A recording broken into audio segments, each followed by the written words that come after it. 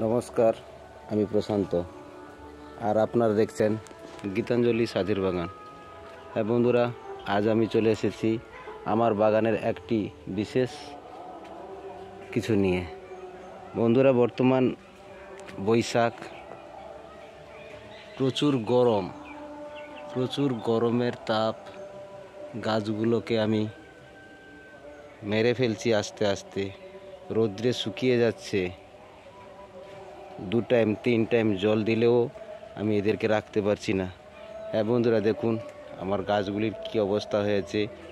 গোড়ায় জল আছে কিন্তু গাছের ডগা শুকিয়ে আসছে, পুড়ে যাচ্ছে।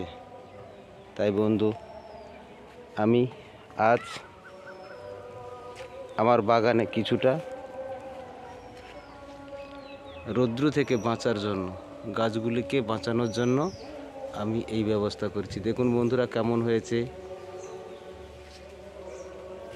এই নীল শেড দিয়েছি, গ্রিন নেট।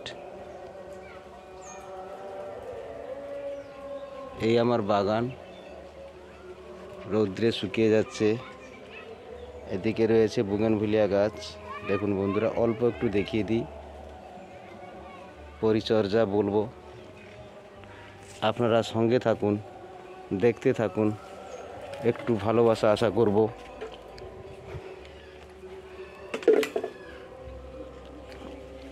আপনাদের ভালোবাসাতে আমার পরের ভিডিও করতে সুবিধা হবে। এই হলো জবা গাছ।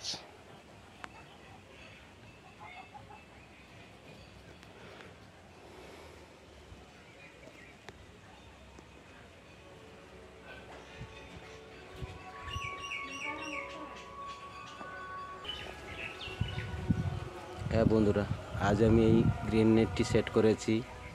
দেখুন বন্ধুরা, কত সুন্দরভাবে রৌদ্রকে আটকাচ্ছে।